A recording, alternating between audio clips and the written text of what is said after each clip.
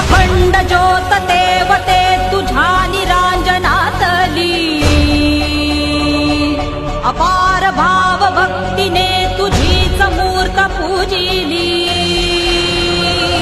त्रिशूल खड्ग घेऊनी विनाशण्या असुर ये, बनून रौद्रगामिनी प्रकाशण्या तिमिर ये. प्रतीक नारी शक्तीचे वैष्णवी महेश्वरी, तुझाच अंश राहू दे सदैव माझ्या अंतरी. आई अंबे,